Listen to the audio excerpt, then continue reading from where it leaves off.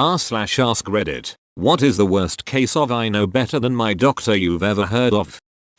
Working at a supplement store years ago, I had a woman come in asking about vitamin B17. She said her daughter had cancer and was taking her off of chemo despite her doctors pleading with her not to. Some friend of hers claimed B17 was a miracle vitamin they don't want you to know about and can cure just about anything. I told her she should listen to her doctors. She told me to duck off.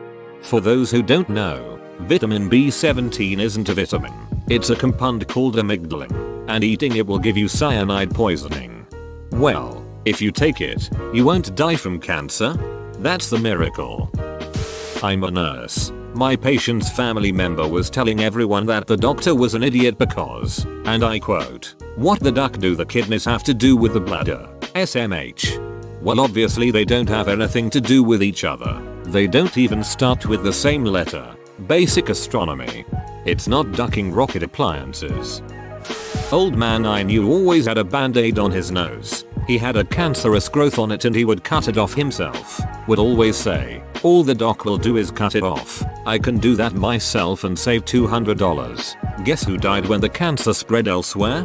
Some cancers will be triggered to grow rapidly and out of control if they aren't completely removed.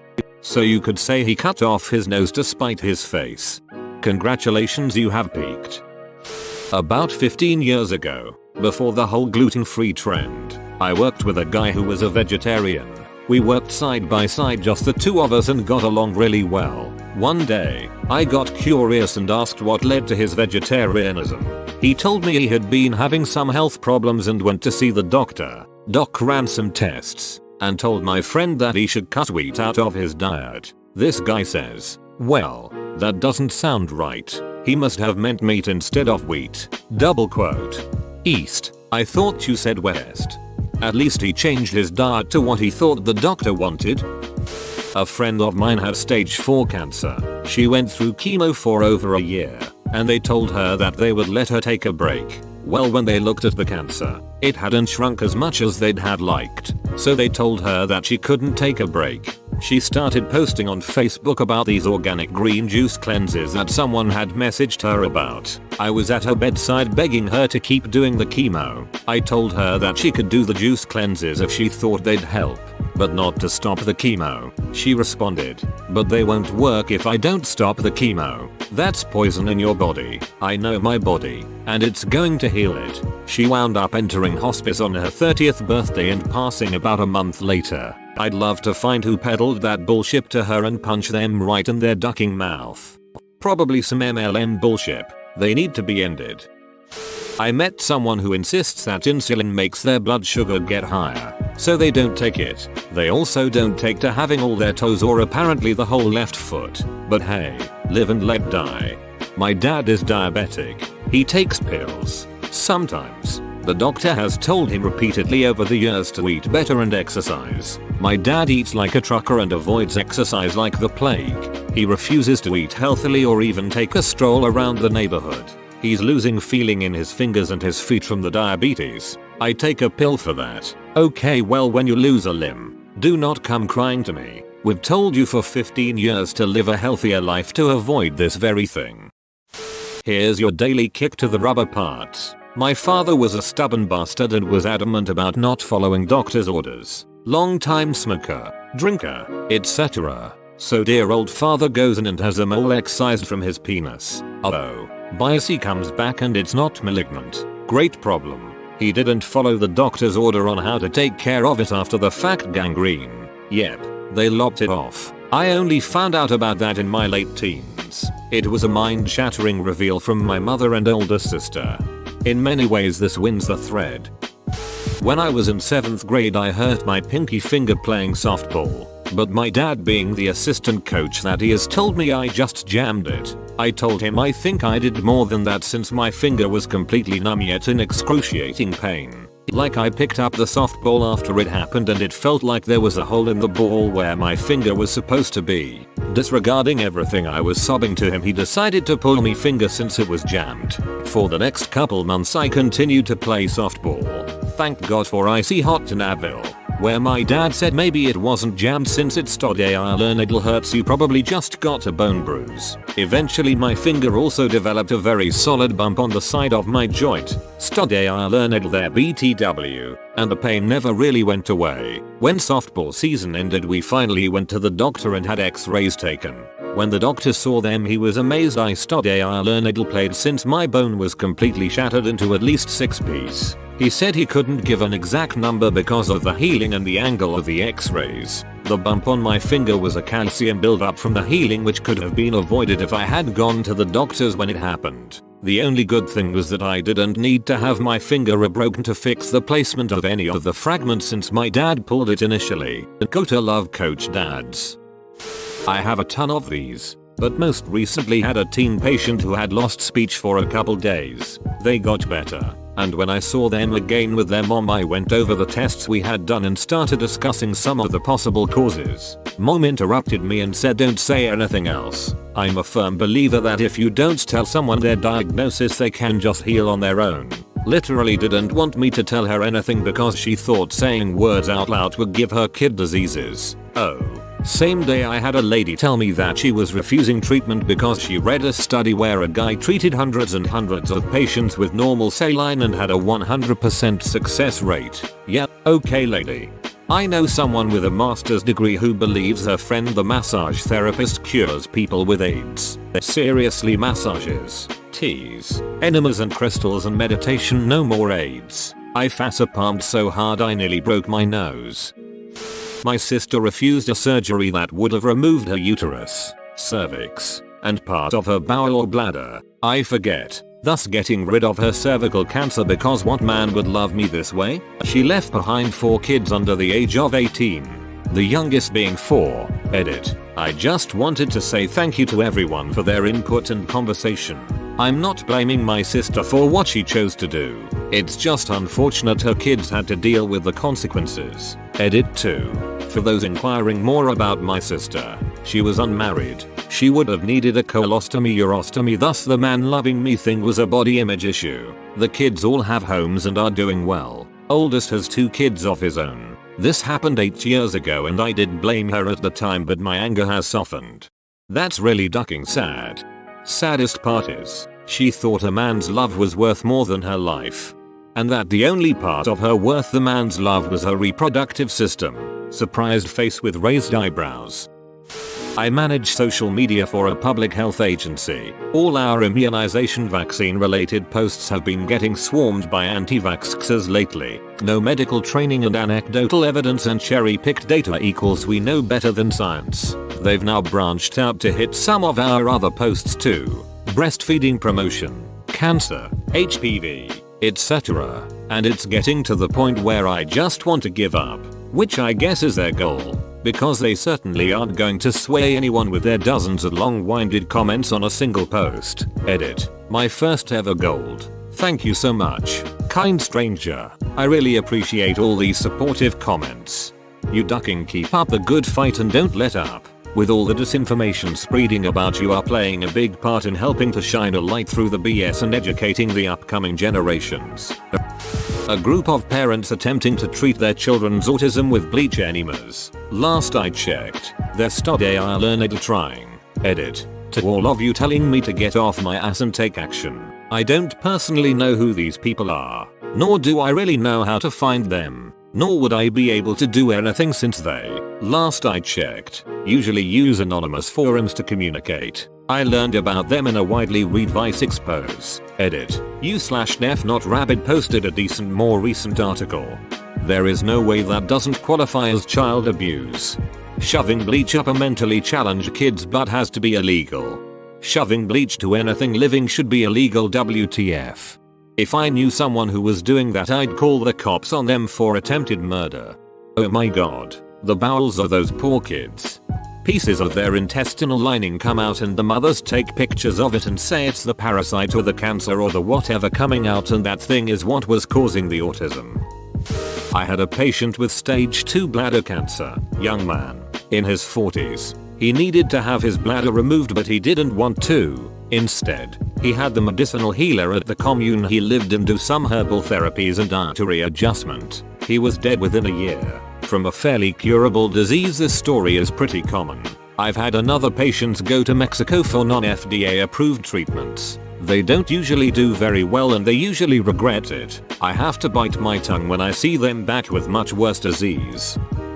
Friend of mine sees way too many of these cases on a daily basis. But the worst one so far has to be this lady whose child was born premature. So her baby was rather small to begin with. The doctors do their usual thing. Gives her advice on childcare and everything. And she comes in a week later saying her kid was sick. Not sure why. Friend was appalled to find out that her baby had barely put on any weight since birth. And immediately asked her what in the world had she been feeding the kid. Woman says, "Oh, I figured since he was so tiny, he didn't need to eat that much. So I've been sticking to about an ounce of milk per meal." Seriously, woman.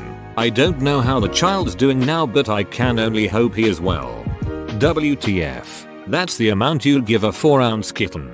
That's nothing. Working in healthcare, I see failure to thrive babies often. It's really not uncommon to only feed an ounce or so every 2 hours when they're preemies. She just should have been pushing the baby to try more. If she kept it up it would have been an issue. But for a newborn preemie baby, sometimes we're lucky if they'll even take an ounce. A family with 7 kids. The oldest was barely 18 and the youngest 2. Their father died of cancer. Didn't do chemo or anything. Then their mother got cancer and decided essential oils would cure it. Left all of the kids behind to basically be raised by their sister or split up. My mother believes that if you make food from scratch then it's healthier for you. For instance, she thinks that making a chocolate cake from scratch, including milling her own flour, is a healthier alternative to a store-bought cake with identical ingredients. She is diabetic. Her doctors have said in as many ways as they can think of that she has to reduce her carb intake, and what my mother thinks is, gosh, maybe I should grow the sugarcane myself instead of buying sugar at the store and my blood work will finally be in the normal range. Her liver and pancreas have failed multiple times. Each time, the doctors managed to restore organ function by restricting her carb intake. They explain that she has to continue to follow a low-carb diet at home. She does not, because she's convinced that she's already on a healthy diet. Rinse and repeat. Diabetic patients have the worst cases of "I know better than you," and their denial phase lasts forever. Currently I have a 65-year-old woman, disabled, morbidly obese, can't walk, has diabetes along with multiple heart and kidney issues. She is notorious for her non-compliance. Last visit, I was trying to convince her to take her morning meds and get all these imaging studies done that she refused because she didn't feel like it. During the convo, she asks the nurse for some milk. The nurse says your sugar was 450. I can't give you any milk. She freaks out and starts wheeling herself out. She's notorious for wheeling across the street to get some Dr. Pepper round the clock. So I yell out, "Hey, you gotta stop drinking Dr. Pepper." Her response, "My sugar is high regardless of what I eat. Guaranteed. She will die from diabetic complications within the next 3 years." My mom tans in tanning beds constantly to the point where she looks like the outside of a baked potato.